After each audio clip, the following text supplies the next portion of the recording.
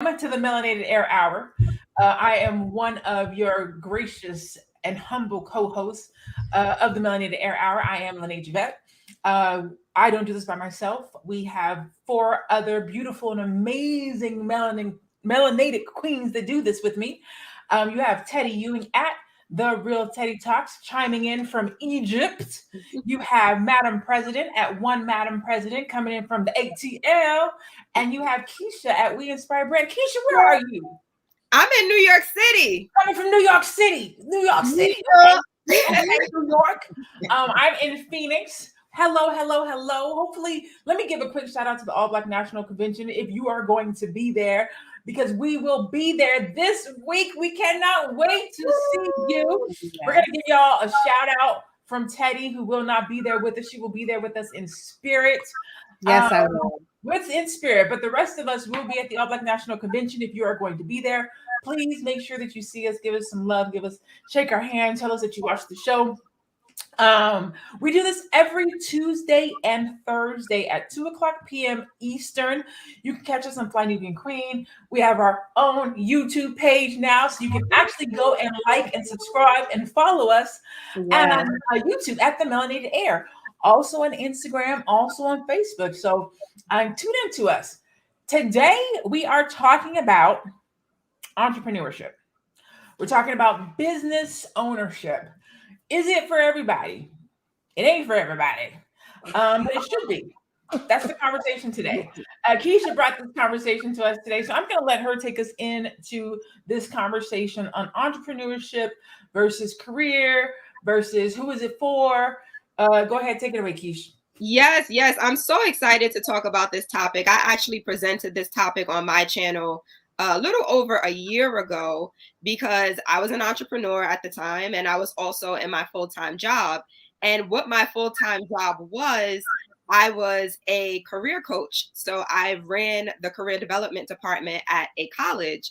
So I was helping people build businesses and I was helping people find careers.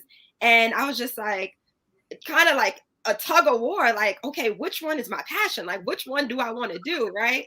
And I do also find, like, on social media, it's popular to be an entrepreneur now, right? Like everybody is an entrepreneur.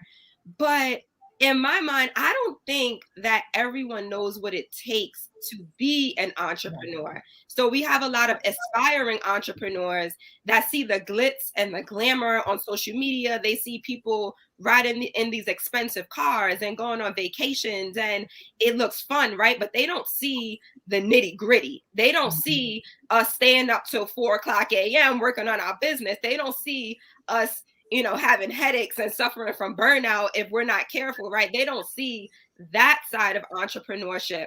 So what do you ladies think? Like, should people jump ship and say, entrepreneurship is for me, like this job is not for me? Or do you think that, you could do both? What do you think? Before we answer that question, I want to go to the comments. In the comments, let us know if you are an entrepreneur or an aspiring entrepreneur or a career professional. Talk to us in the comments. Let us know what you think. Chime in on this conversation. Go ahead. Sorry, y'all. I absolutely think entrepreneurship is in most people, right? I think there's a small percentage of people who should not be entrepreneurs because they just don't have it in them. However, as Keisha said, you got to put in that work. You got to build the foundation, the baseline, get the education, get the mentors, watch people. I love people watching, learn about business, then start building it, not using that as a stumbling block, but using that as your foundation. But I think that the glitz and glamour tricks people into thinking it's easy, thinking you're going to ball out and make a lot of money in the beginning, thinking you're going to be having all these things that you may or may not have without putting in the work and putting in the effort. And it's the iceberg. You see the tip of the iceberg and you like, wow, you lucky, this and that. And like, nah, I've been doing this for years. I've been struggling for years. I've been hustling for years. So you see someone like Kevin Samuels, for instance, and you think he just blew up this year. And if you go to his YouTube, you see this brother been doing this for 5 years. He changed his branding strategy several times, and he has been grinding and hustling. So this success this year is the tip of the iceberg. And everything he's been doing below the last 5 years and probably before that is all the hard work. So as long as they're ready for that hard work and ready to learn and grow, entrepreneurship is for everyone. Because people say, oh, such and such is an overnight success. And they're not an overnight success. You just found out about them overnight, right? But they're not an overnight success. I know sometimes when people see me, I've been a full-time entrepreneur for 8 years, right? But what people may not know is I planned to leave my job. I cashed out my 401k. So when I left, I had $50,000. I strategized how I was going to use that $50,000 in my business, but I didn't account for living expenses. So I was broke in 6 months. I had to do a crowdfunding campaign. I raised $10,000. And that was just to make back the money I needed to launch the business because I had gone broke. Then I had to move out of my house into my home with my mom because I didn't have no money. Then I had to send my son to go live with his dad. As a mother, you have to know what that means, right? So that's a sacrifice. I have to send my child someplace else so that I can have this business. And so now, 8 years later, people see me, I drive the car that I want, I have a house, I have multiple clients, and they're like, oh my God, you're so successful. Yeah, but the work, the pain, the suffering, the brokenness, the crazy odd and end jobs, the late nights, the no sleep, it takes a lot to become an entrepreneur. It's tenaciousness. It's rejection. It's putting your emotions to the side. It's prayer. It's meditation.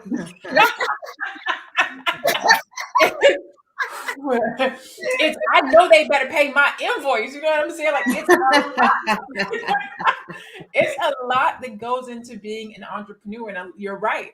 A lot of times people see the influencer side or the social media side or the 15th picture that you took to make entrepreneurship look beautiful, but they're not necessarily prepared for what it takes to walk into being an entrepreneur. Exactly.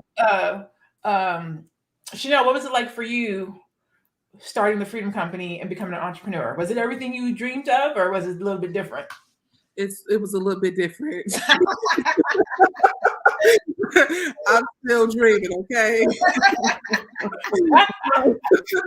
So one of the things that I noticed about entrepreneurship, and I think a lot of people who really don't understand the pathway and the journey between idea and execution. And one of the things that a lot of people do in our world in general is they got a good idea, but they don't know how to bring that idea to life, to fruition, and to a place where, basically they're making money from it. They can walk away from a day job. So I think that's one of the issues about, the fame, the oh yeah, I'm an entrepreneur, I'm full-time entrepreneurship. Okay, that sounds really, really exciting until, like you said, Lene, you do not get that invoice paid and you don't have a legal team to go after it, or you are in the process and you have an agreement with a group of people and they have a team of 7. It's just a team of you, and you can't navigate that because you just constantly are the little person in giant spaces. So I think that entrepreneurship, like anything, you got to use your mind. You got to understand, what skill sets do I have that can generate money? Yeah. And I think that once you master your skill set, because I think that even if you are a full-time employee, you have an agreement with your employer and you are assigned a set of tasks that needs to be completed.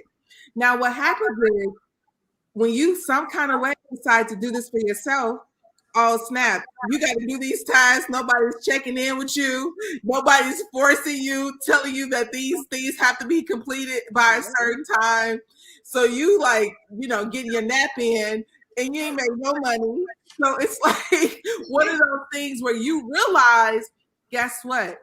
Oh, snap, I have to govern myself. Responsible for self. It's so embarrassing when you have to govern yourself and you ain't done nothing. Like Like, it is a emotional. I mean, it's deranged. You be like, wow. Meanwhile, when I had an overseer looking over my shoulder, I was knocking stuff out left and right. That's what it is. That is exactly it. That, you will hustle hard for that JOB. You will hustle hard. I don't think.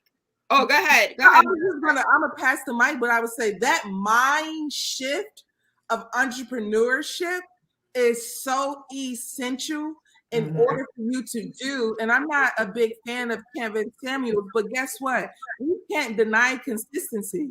Nobody can deny, why some people have a large following, and some people don't. When you stick with it, this is what happens. People find you. People can see when you stick with it. So I think that entrepreneurship is definitely for those people who are committed to themselves, for sure.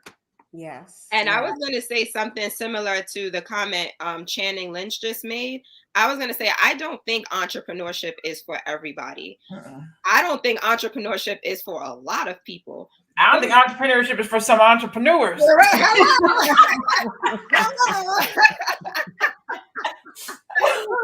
But my Black people, my B1 people, ownership is for everyone. So you don't have to be an entrepreneur in order to own, right? So you can own stocks. You can own real estate, right? So you're not in the forefront. You're not the one, making the decisions, but you're investing so that you have an extra stream of income. So you don't have to be the one making the moves and staying up 24 hours, 48 hours, making sure this business runs. But you could be someone in the background that says, okay, I believe in this company. Let me invest my money. Let my money work for me. And then you go work your 9 to 5. I have a friend, I was talking to him about entrepreneurship a few years ago. I was looking at this business opportunity, and he was just like, oh, like, good luck to you. I could never be an entrepreneur. And in a world, right, where we talked about earlier, where like everyone wants to be an entrepreneur, he said that, and I was just like, what you mean you don't want to be an entrepreneur? Like, what you trying to say? And he was just like, no, like, I could never be an entrepreneur because that's just not for me. He said, I love going to my 9 to 5. I love my career, and I don't want to run a business. He was like, you have to know yourself, right? Like, that's not for me. And I'm just like, I respect it. I feel you. Okay. So yes, like, entrepreneurship is definitely not for everyone, but guys, you have to own, like, if you want to pass down, and we've spoken about legacy on past shows. If you want something to pass down to the next generation, and then the next generation, like, we have to start looking at other ways of doing that. It doesn't just have to be entrepreneurship. Right. The thing that I like to tell people, whether you are a business owner or not, is everybody's an entrepreneur. That's the reality. Everybody's an entrepreneur and everybody is a CEO. How you run your business is up to you, right? So if you get up and you go to work every day, that's your hustle. That's your business. Your business is getting up and going to that job every day. Or you are the entrepreneur and CEO of your personal business, but you are an entrepreneur. We talked the other day about a brand. You have a brand, whether you are a business owner or an employee. You are an entrepreneur, whether you go to a day job or you go to your own job, because you are doing some type of labor or work that generates income. The difference is, if we talk about securing the bag, right? As an employee, you go and pull your funds out of somebody else's bag. You still are a business. You get to decide who your client is, your company that you work for, that's your client. They tell you, based on your skill set, we would like to hire you for $60,000 a year to do this job. Same thing my clients pay me for. I'm going to pay you this amount of money to help me do this. Same thing. The difference is somebody else is controlling how much you get to pull out of the bag, as opposed to an entrepreneur that says, this is my bag and I'm going to keep it. But everybody is an entrepreneur. Everybody gets to decide how much they're going to get paid. Everybody gets to decide what their talent and skills are worth. Everybody does. We're all entrepreneurs. And that's why sometimes when I'm talking to a person who has a corporate job, I'll be like, you literally get to demand your wage the same way I demand my wage. You get to look at your skill set and say, this in particular client job is not paying me what I'm worth, what I deserve. So let me go find another client job to get paid what I'm worth. So if you even looking at your corporate job, if you look at that from the entrepreneur perspective, that's your client. And if your client ain't acting right and treating you right, go get you a new client, find you a new job, use your skill sets, present yourself in a different way, and get paid what you're worth. But we have to have, like what you said, ownership mentality. If you walk into your job, oh, this is the only job I have. This is the only person or only company that's going to pay me. I wish I would look at my clients and be like, this is all you're going to pay me. And that's not any shade. It's just a different mindset as an entrepreneur. But you can literally use that entrepreneur mindset in your corporate job. Like, I wish you would try to not pay me my worth. That's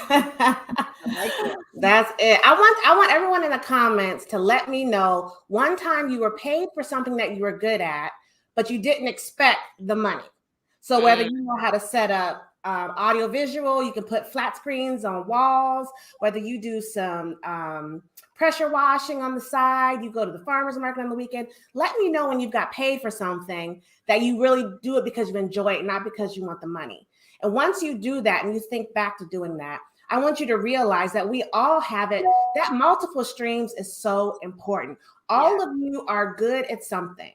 And that something is something that other people are probably not good at. So you can always sell your talents. You can sell your joys. The IRS wants you to want to do what you enjoy doing and get paid for. And they want to take less money away from you every year to do it. So this isn't just about how you see yourself and how you feel yourself, because once you are a business, there are tax advantages. Now, I'm not a tax professional. You need to find one, CPA, tax lawyer, whatever. But I've been doing my taxes a long time, and through all of my businesses, I see that tax benefit, and it is huge. Even the MLMs. I'm not a big MLM fan. Multi-level marketing, the Mary Kay, Amway, TLC, it's endless. It's endless. Travel, like all those things. But I started off with those because as soon as I started selling Mary Kay, I would make a tiny order, and then I could start deducting my office, my cell phone bill, any office supplies. If I want a new laptop, all of that I was able to deduct from my taxes. So that's the first point. Please take that, think of what you're good at, and think about how it doesn't have to be a business. And back to what Keisha said, if you want to be an angel investor, you want to be a venture capitalist, you don't see yourself in the forefront, that's fine. If you're giving people money to start their businesses, then you probably should have some kind of legal structure. You probably do need an LLC so that money flows through that. So you're still an entrepreneur. Even if you're a silent partner, even if you're on the backside of it, you can still get that money and take advantage of those tax breaks. And that's really what, for me, it breaks down to is don't be naive to think that you can't do something. And there are people that are capitalizing on it can do that. They just know a little more about the business and the money side than you do. So learn that, and then you can blow up. And like she said, a little more. Like she said, it's a little more. You would be amazed. So you guys are posting some really good comments. So I'm actually going to go to the comments so we can answer some of the questions that are in the comments. Before I do that, I'm going to reset the room. If you're just tuning in, this is the Melanated Air Hour. We do this every Tuesday and Thursday. 4 or 5 of us get together, melanated complexion, talking about life, usually from a business perspective. We can catch us on Tuesdays and Thursdays right here on the Melanated Air Hour. So I'm going to go to Natasha C. Perkins. She says, what was the one thing that made you make the first step to your dream? I'm assuming she's talking about stepping out and becoming an entrepreneur. What was the one thing that made you step out and become an entrepreneur? I'm just going to say that I'm an entrepreneur. I'm a corporatepreneur. I still have a 9 to 9. I still have a 9 to 9. She said 9 to 9, not 9 to 5. 9 to 5. Y'all keep that, right? So here's one of the things that I will say, what has started to entice my no. I've gotten calls for other opportunities that's within my day job, and I've been positioned to say no a little bit more. And one of the reasons that I'm starting to get this feeling of nobody is going to take your dream, pick it up, and kiss it on the cheek and set it back down. You are going to have to be fully responsible for yourself. And one of the things that I was thinking too, even just from a creative standpoint, is like sometimes we get mad, or sometimes we envy where some people are, but they never stop. And so we have to be accountable for that too. So I think one of the things that allowed me to take a big leap of pretty much not allowing other people to dictate what I want for myself is understanding that what I have inside of me is a personal responsibility. And because it's a personal responsibility, I'm not putting that on my job. I'm not putting it on my parents. I'm not putting it on nobody but myself. Yeah. I think for me, I just did it. Like, I've always been an entrepreneur at heart. I always knew that I wanted to run my own business, and I did not want to work a 9 to 5 forever. So as early as junior high school, I knew like that's what I wanted to do. So for me, it was kind of dibbling and dabbling in different things until I found my thing that I was going to be consistent with. So for a while, like in my early 20s, like I was trying to do real estate. I was trying to get into real estate. And then I was trying to do, some other stuff with friends that didn't work out. And mainly because we were like just overthinking, right? Like there are businesses that are so successful now off of the idea. And I remember we spoke about like, what is an idea worth off of an idea that we had 10 plus years ago. So 10 plus years ago, me and a group of friends, we were talking about promoting Black owned businesses. So getting a whole bunch of Black owned businesses together and then them paying us to promote them. And now I see all these pages on social media that do it, right? So had we just been consistent with our idea, did more research, right? Did more research, educated ourselves, because we were trying to do it on our own, but none of us knew what we were doing. Had we did that, like we would have been so successful in that business. Like I have no doubt that we would have been. And then, fast forward to a few years ago, it was my t-shirts. So like, I just wanted a way to inspire and empower the Black community through positive affirmations. And I said, hey, I could do that on t-shirts. So for me, and I speak about this all the time, you need to discover your purpose. So before even going out there and saying like, oh yeah, I want to do this because I want to make money. Like, no, like, what is your purpose? What is your passion? What is that deeper meaning? For me, it was inspiring and empowering my people. And I'm like, okay, well, how can I do this? Right? Because when you know your why, then you can ask how. And then when you ask how you can do it, then you start educating yourself on how you can build that business. So for me, it was the t-shirts, inspiration to my community, and then building from there. And like I said, being consistent. Like you have to be consistent. That is I think you ultimately know in your gut. There's something in you, right? You ultimately know. It's whether or not you're going to actually follow through on it. When I started going to college, I knew I was taking business classes. I didn't know what they were for. I always knew I never had a job more than 2 years. Never, not one job in all my life. I could not hold a job longer than 2 years. So I knew I couldn't work for somebody. Like I was something, right? How come I can't hold a job for 2 years? Until my last gig, which was where I got my bachelor's degree and my master's degree. And I was like, you know what? I think I'm gonna try to become an entrepreneur. But I will tell you, and this is way too much information, but I'm gonna try to make a short story even shorter. Something in my gut was like, you need to change. You need to make some changes. So I cut my hair. My hair was like this long. I cut it like up to here. And I was like, okay, I made a change. And my spirit was like, no, boo, that's not it. I was like, what is it? So I got a breast reduction. And I was like, okay, well, maybe my back is hurt. I've got breast reduction. No, boo, that's not it. And then one day I was like, I'm going to leave my job. Like just, I can't even, it was transcending, I guess that's the right word. Where literally it was an out of body experience when I came to the decision to leave my job, and it just clicked and it made sense. And I haven't looked back. So the easy answer is you already know. You already know. You just have to trust that and trust yourself. Because I think people struggle with not really knowing and trusting that entrepreneurship is for them. And if you don't know, you won't jump all the way in. You won't get the training. You won't get a mentor. You won't get coaching. You won't find out how to bring that thing to existence because you're not trusting that this is what you're supposed to be doing. So you don't go all in. But if you go all in,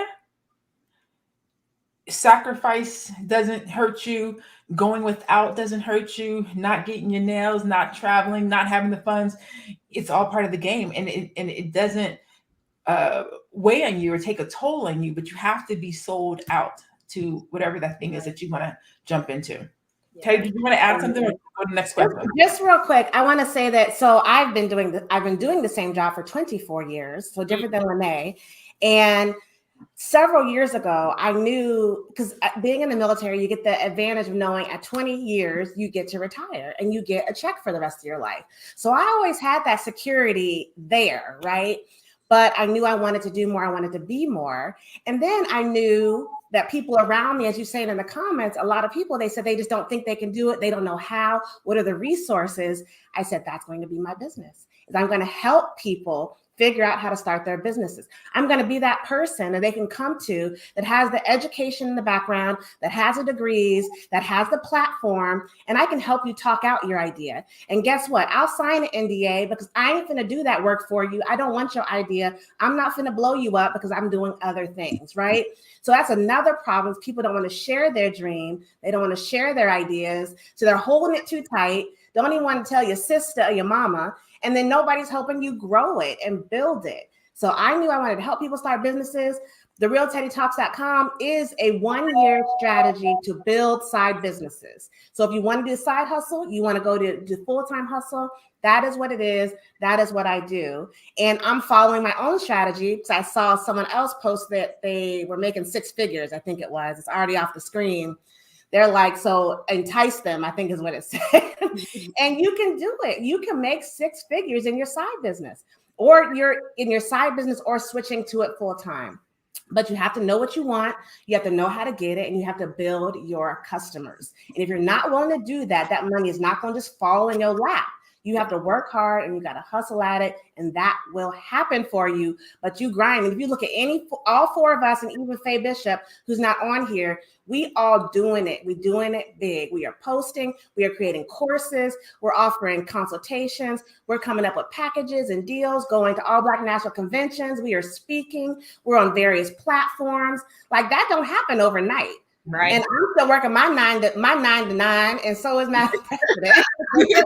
Both got our 9 to 9s in addition to this. So that's even an extra layer of hard work. Put in the time and you can make it happen. Absolutely. All right. So we have about 20, 30 minutes left. I want to get to as many of your guys' questions as possible. So I'm going to ask my co-host and myself included. We're going to try to keep our answers a little bit short and concise so that we can get to as many questions as possible, because you guys are asking some really, really, really good questions that I feel like our community needs to have answered and addressed. And I'm glad that you guys are here with us today, trusting us to give you these answers. So even that was too long. So let me get to the question. Chino, I apologize if I messed your name up. Chinoy Weeks. How do you know what you want to sell or what your service is going to be? I'll take it since nobody started with. I would say talent and or skill. I actually walk my clients. So there sometimes people will come to me and say, I want to start a business, but I don't know what to do. So we'll usually walk through what are some experience. Either what is something that you're good at, something that you think you can sell, a talent or a skill, right? So sometimes people will sell a service. So I sell my intellectual property. My mind is what makes me money. I'm a strategist, right? I am good at coming up with strategies. So that is what I sell. Somebody else might not be good at that. And they say, I want to have a product. Okay, cool. What type of product do you want to sell? What is something that you use in your everyday life? What is something that you can incorporate? So there's a variety of different ways of coming up with something that you can sell. I usually say that people go into business for one of three things: purpose, passion, or profit. If you're lucky, you get to do all three. Yeah. So a lot of times people will have something that they're passionate about. I really want to save the whales. I love walking dogs. I'm passionate about this and I would do it for free. That's cool, because a lot of times you don't get paid for passion. It's unfortunate, but you don't. Mhm. Or there's a purpose, right? Something has to happen. There's this grandiose purpose that somebody has to make a house. Like, we have to have houses overhead. There's a purpose for that. And so somebody will say, I'm going to start a construction company because there's a purpose. Houses have to get built. Buildings have to get built. And you're going to get paid if you're doing something that there's a purpose. Other people are going into business for profit, right? You have a lot of people that are becoming realtors right now because the real estate game is booming. So whether they like it or not, they see that there's money there. And so they'll start a business around that. Again, if you're lucky, you'll find something that you're passionate about that has a purpose and you can profit from it. Hello, that's what I do. So that's the goal, but there's a variety of different ways to get there. Yep. Everybody get that answer? Yep. Okay. I think that filled it up. We got Okay. Ryan says, I'm having a difficult time for people to support my business. This is why many that I know are reluctant to start a business. We refuse to support each other. Ooh, who wants to take Go outside your circle, Ryan. Yes. Stop looking for the people closest to you to help you blow up. I won't say they won't do it. Some of you are lucky and you have that supportive network right there close to you. But for most of us, my biggest riders are people I've never met. I've met them through my platform, through their comments on my YouTube videos, people who bought my courses. So cut the attachment, cut that umbilical cord to those closest to you, and find your tribe. Find your people, find the people that love you, your service, what you're selling, and then focus on them. That's your new persona. Talk to that person who fills up that crowd, start selling to them. Then when you start blowing up over there, your friends and family gonna follow up right behind them, and your neighbors and people in your town. So you might have to leave them behind. I mean, no shade, no hate, but you're going on to bigger and better things with different people who are going to support you and pay $75 for your sweatshirt because they think it's worth that, versus someone saying, "Ooh, that's too high." Well, then don't buy it. It ain't for you. Okay. Right. That's right. And can I add, look, I just want to say shout out to my family and friends, because those are like some of my biggest supporters. So I am blessed and lucky to have that. But I do tell my clients that you have to be willing to pay to get in front of people. Don't think that you're going to post a little post on social media and people are just going to flock to you. Like, that's not how it works. And when I started out, that's what I thought. I was just like, oh, okay, I have my little, business Instagram account and I'm going to post a picture here and there of my shirt and people are just going to come find my shirt. And it's just like, no, like, you have to know how to position yourself and get in front of people. As Teddy said earlier, we are on, me and the lovely ladies here, we are on multiple platforms, right? And that didn't happen overnight. Like, what did we do to get in front of people, right? So legally, right? I'm not saying, go out and do nothing crazy, but what are you going to do to get in front of people? Are you going to do Facebook ads, right? Are you going to find influencers? Like, what are you going to do to get in front of more people, to get in front of your target audience? And when it comes to your family, they may not like your stuff, and that's okay, right? Like, you don't want people purchasing anything that they're not going to like, love, that they're not going to rock for you. Like, you want people to purchase your stuff that really like and enjoy it. So definitely look outside of your family and friends if that is not working for you. Definitely. All right. So Florida Brown Jones, she says, I'm an unlicensed 30-year interpreter. I don't get paid, but it's my passion. Florida, all I'm going to say is, if it's your passion, turn it into something. You already see that there's a purpose. Get paid for it, but get licensed, right? So if you're doing anything for 30 years that you're passionate about, get licensed and get paid. Ashanti said, where did you go for funding and coaching? That is such a good question, Ashanti. So there's a course for that. Yeah. Okay, there's a course for that. I was about to be like, I have a course for that. But it's multifaceted, right? When you're just getting started. So I am self-taught. I am self-taught, self-trained, because when I first got started, I didn't have any money. So a lot of the stuff I learned early on was YouTube University, hustle and grind, mistakes. Like that's how I got started. Then as money started coming in, I started paying for conferences, summits, coaching, strategy sessions. And then I started to read. So now I'm like bursting at the seams with strategy, funding, bootstrapping. But then also I did a crowdfunding campaign. So I raised $10,000 in 30 days. Yes, I do have a course called the Crowdfunding Blueprint if you want to learn how to raise $10,000 in 30 days. I also had to learn how to start a business, right? On a budget. So got a course for that. How to start a business like a mogul, the Mogul Blueprint.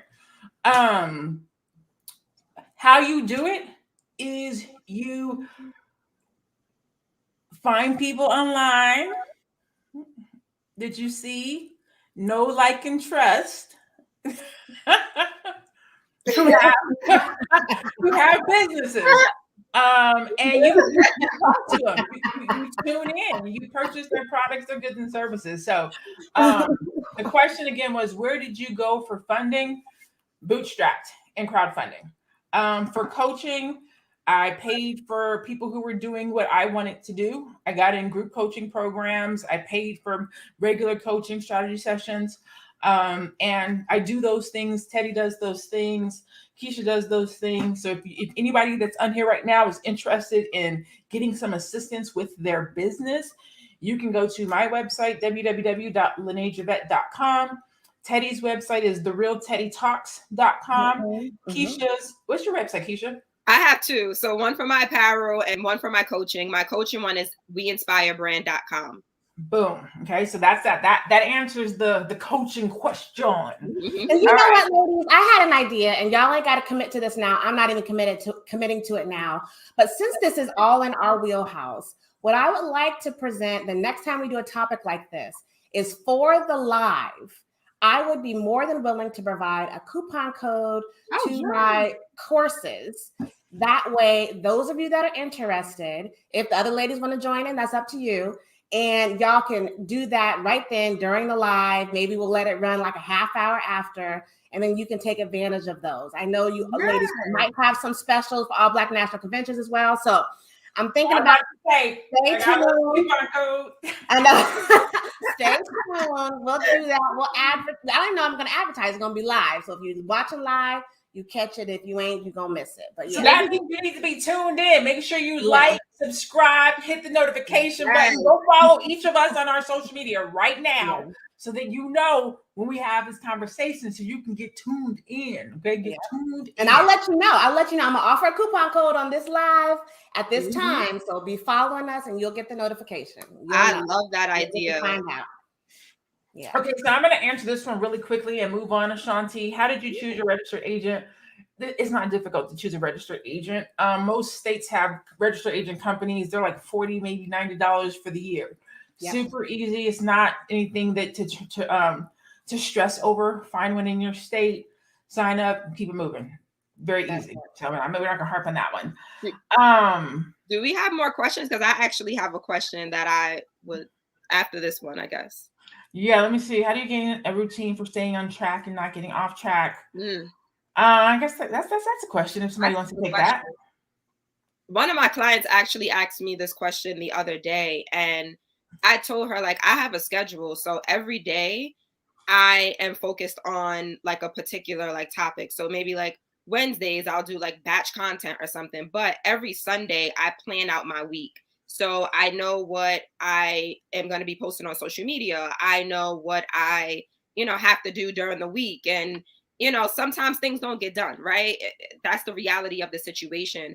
But look at what's priority for you and your business, during that day. And then, focus on that. So every Sunday, like I said, I plan out my week, everything that I need to get done for that week. And I split it up into the days of the week. A good planner, a good Google Calendar, a good something that you can you have to put it out and write out your plan. You have to make SMART goals. So you have to have time behind your goals to say on this day at this time, I'm going to do this for this long. And you just follow it, because routine and consistency will get through the suck. So even if you don't want to do it, you have it scheduled and you need to do it. And then after you do that every day, it's going to be more routine, and then you'll find your flow, and you'll be doing that thing mindlessly and enjoying it, because you have to find your flow. If you guys are doing something and you're not getting into that flow where that is the only thing on your mind and that is your focus at that moment, then you probably won't be doing it very long. And if you are, you won't enjoy doing it. Mm-hmm. So consistency and time-based goals is going to be your best friend. I'll use Faye's not here, but I'm gonna use one of her analogies. I'm gonna use a theism right now. Don't be emotional with your time, right? Don't go off of your feelings. I don't feel like doing it. I don't feel like making these phone calls. I don't feel like don't use your feelings. Like, just do what needs to get done. Like, Nike had the best slogan. Just do it. Literally, just do it, whether you feel like it or not, because you're not gonna feel like doing none of this. I don't feel like writing my dissertation right now. I don't feel like fighting this natural hair to try to get it into the ponytail so that I can do the live with y'all. I don't feel like, you know what I'm saying? Like, if I only did what I felt like, I would be butt naked talking to y'all right now. like we just don't be transparent today. So don't rely on your emotions. They will betray you. Yes. Yeah. Go ahead, Keisha. You said you had a question. Okay. So you guys know, like, we're all entrepreneurs, right? And all right. So would you, or do you want your partner, Teddy, I know that you are married, but do you want your partner to be an entrepreneur as well? Or can your partner have a 9-to-5? This is a good question. This is a good question. I'll answer real quick. I will say that I definitely, me and my husband like jive, like we are connected. So I like to do things together, right? But as I said, I don't know if it's last show or before that, he wasn't all for my plan, the Real Teddy Talks, right in the beginning. Like, he supported me, but he didn't think it was going to blow up like it did. So then he kind of came over. So to answer your question, I want us to be a team, right? Like a conglomerate. You know, I want us to work together, build together, and he's half owner of my business, whether he's participating or not. So I prefer that he be participating. However, if he ain't gonna participate, then you need to be doing that other thing, whether it's a 9-to-5 or his own business. You know, my business ain't for everybody, nor should it be. But I really think the family, the Black family, is important, and business ownership is important. So as I said, he's half owner, whether he's doing it or not. But I really want us, because I want to teach it to my kids. I want them to know business ownership. I don't want them to be struggling with the school thing and all that if that's not what they want to do. I want us to make money. So I prefer that he works with me, but it's always his choice to do whatever he wants to do. So I'm going to say I've actually gone back and forth with this question. Early on, I said we should both be entrepreneurs because nobody gets an entrepreneur like an entrepreneur. And then I dated an entrepreneur that worked like I did, and it just did not work. So now what I say is I don't care what kind of job he has. I do care if he has one. And by job, I mean business, you know, makes money. Let's say makes money. And I guess I do, because y'all know what it is. What I care about is that he doesn't slow me down or impede what I'm doing, my process, right? I'm already kind of moving at a certain speed. I kind of will, you know, weave in and out of different lanes and conversations and rooms and things of that nature. And so I more care that he can bob and weave in those things, whether that's having a corporate job or being an entrepreneur. I care that we have time for each other. I care that I can have a business conversation with him, whether he has a corporate job or he's an entrepreneur. Can I at least converse with you about what I have going on? Can we talk marketing plans? Can we talk strategies? Can I talk to you about my launch? Can you weigh in on this new logo? What do you think about this new product I want to do?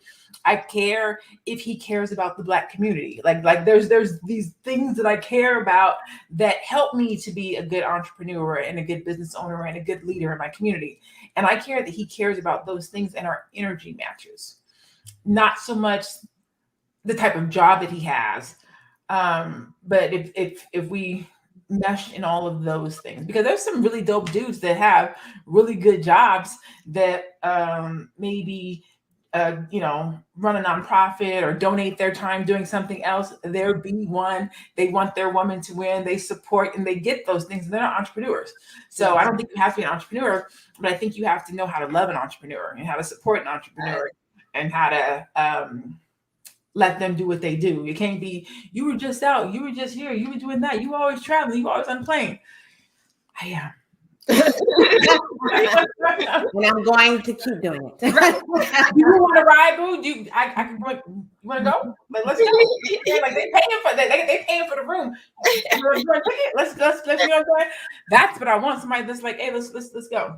Right. It seems like I'm wondering, is the question like, is this person going to lack if they're not an entrepreneur, or if they are a 9-to-5 or something like that? Because what I think is, if you're an entrepreneur and the person that you're seeing or you are heavily interested in, and you guys are in some kind of partnership, then I think whatever works. It's wonderful when you meet somebody who gets what you're doing.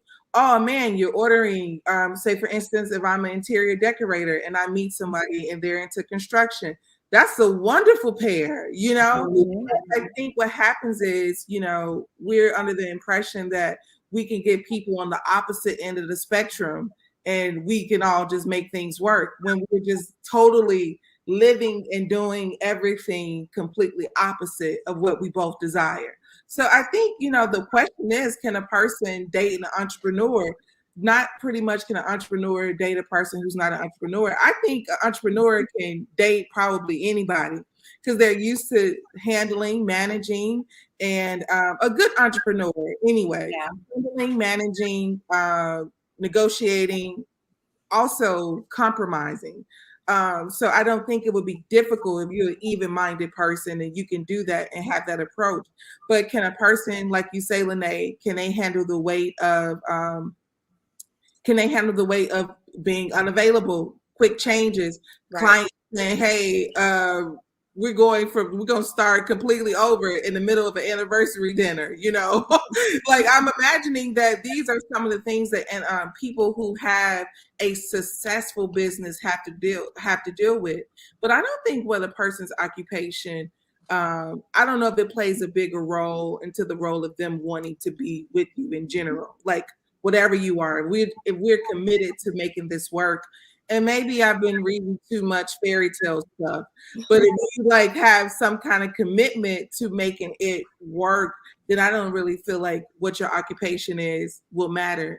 But you got to be doing something, like you said. Right. Look, some of that is boundaries. Like the point, this specifically to the point you just made. Some of that is boundaries. A lot of times when you're a startup entrepreneur, you're just getting started, your boundaries are jacked up. You're jumping through hoops. You're doing a lot, so you're really unavailable. As you build your business, and one of the things I teach my clients right now is build your business with the end in mind.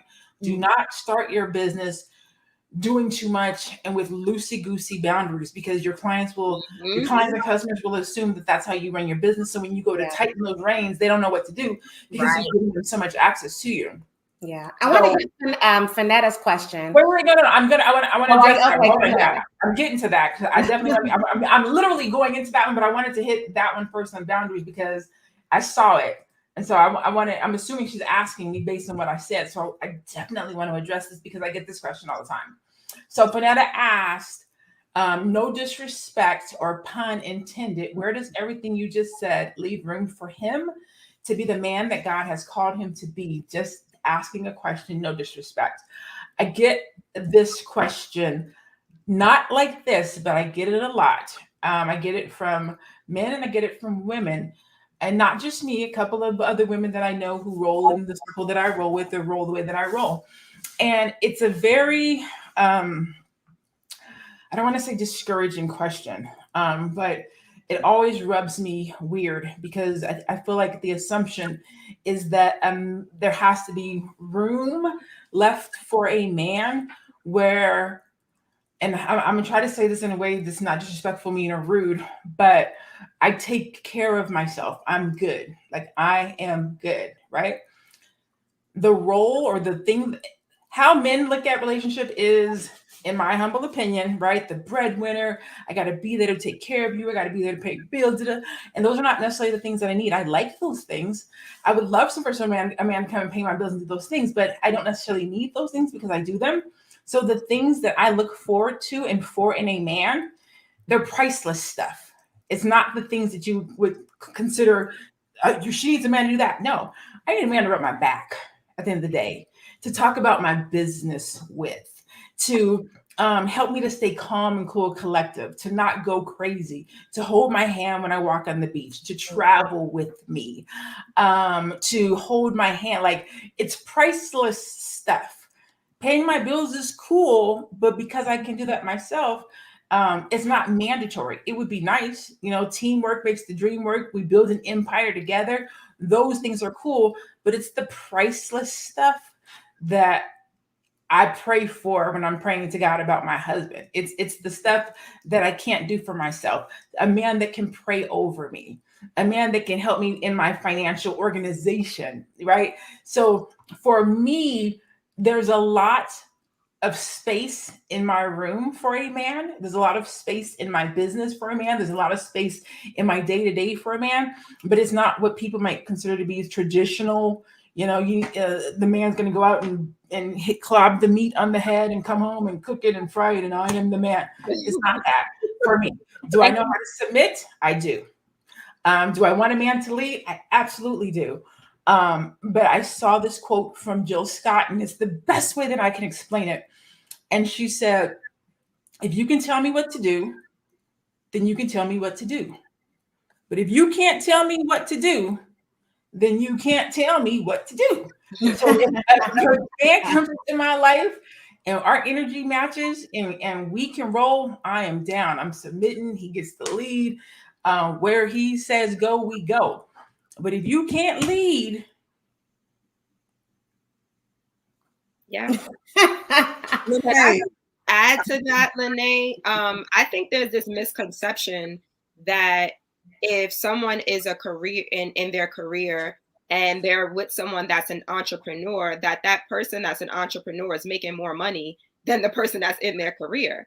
There are a lot of successful people in their career making six figures and above. And I'm not saying that this is what the comment was saying, but it just reminded me of that just because someone is working a 9-to-5 or a 9-to-9, as Madam President puts it, and what Madam President is doing, that doesn't mean that they're not successful or making a lot of money. You can have an entrepreneur making only $20,000 a year, but because it's their passion and purpose, they're okay with that $20,000 a year, and they're doing what they do. And then they have a husband that's maybe making $250,000 a year. So we have to also get out of the mindset that just because someone has a 9-to-5, they're not as successful or not making as much money as someone that is an entrepreneur. I want to segue into Natasha Perkins' question. It says, do you believe that you should be able to run your home successfully before you start your business?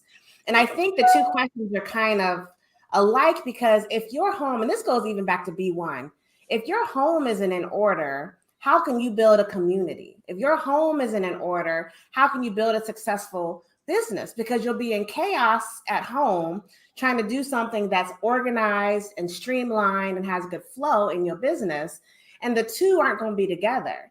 So on this show, I'm Teddy Ewing, but at home, I'm Mrs. Ewing, and I'm always my husband's wife.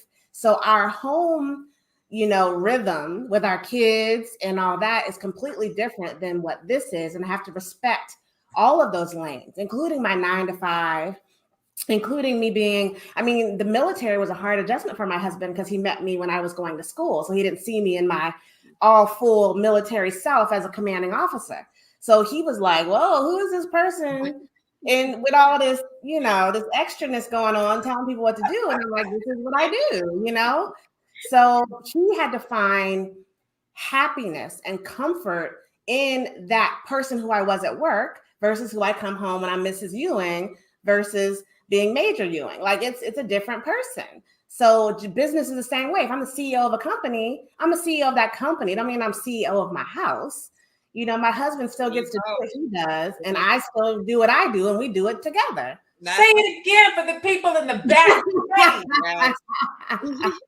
I have that fight all the time. CEO Lene is not just Lene, around the way girl, hang out, kick it, let's go square up. You know what I'm saying? Like who I am online in my business in the boardroom is who I am online in my business in the boardroom. When I come home, I take CEO hat off and I just want to kick it. I want my man to take the lead. I just want to be a girl. Right. Like, you got this, boo.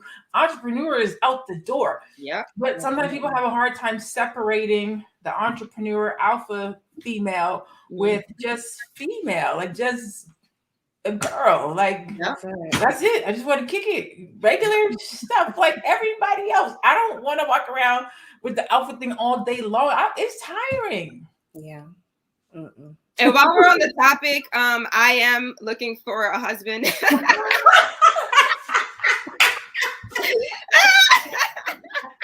She ain't playing. I'm not playing. If you know, okay, so before we go out, before we close, we're going to do this because there's enough of y'all on here. So, Keisha, tell the people what you're looking for. If y'all know somebody like this, y'all let Keisha know. Tell them what you're looking for. They might have a brother or a cousin or an uncle or somebody. Tell them what you're looking for. Yes. All right. Oh, this is fun. Yay. Okay. I need someone that is B1 first and foremost. Like, he has to be for his Black community. He has to want to empower, inspire the Black community, uplift the Black community in some way. He has to be a spiritual man, not religious, but spiritual. You know, we have to connect on that. I want somebody that is equally yoked. I want someone that has the financial freedom mentality. So that doesn't mean that he's an entrepreneur per se, but he understands that ownership is important. So maybe he has a 9-to-5 or a 9-to-9, and he is invested in real estate and he's invested in the stock market, right? I want someone who understands me culturally. So just because you are Black, right, it doesn't mean that you get me and my culture. It doesn't mean that we're gonna vibe out and slow dance to R&B music. And that's what I want. Like, put on some Jodeci for me, okay?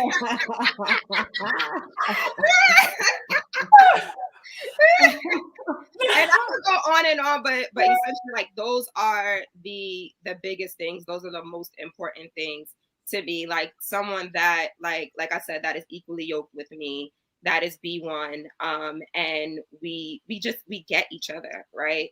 And he has to love to travel as well. Just put it out there. And he has to be affectionate. Like, don't be, oh yeah, no, you have to love me, right? I'm delicate. I'm a woman. I'm feminine. And if he has a brother, another day. We got NYC, we got Arizona. Like, make it happen, y'all. Y'all got connections. Oh my God. All right, guys. Now, if we find our husband based on y'all's recommendation, referral, or DM or hookup, we will definitely shout you out. Yes. You get an affiliate commission on that, okay? Yes. I was going to say, you'll get a one-on-one with me for free. Oh my God. So y'all can see we like to have a good time talking Black, talking about what's going on in the Black community, talking about entrepreneurship. It should be fun, right? You want a coach, a mentor, a strategist that knows how to have a good time. They know how to talk business. Their business is good. Their receipts add up, but they also know how to have a good time and not be stuffy. And that's literally what we do here at the Melanated Hour on Tuesdays and Thursdays at 2:00 p.m. Eastern. We all individually do it as well on our individual pages, which you can see our handles on the screen. You can find Teddy Ewing at The Real Teddy Talks, Keisha at We Inspire Brand, Madam President at One Madam President with the Z. You can find me online at I Am Lene Javette.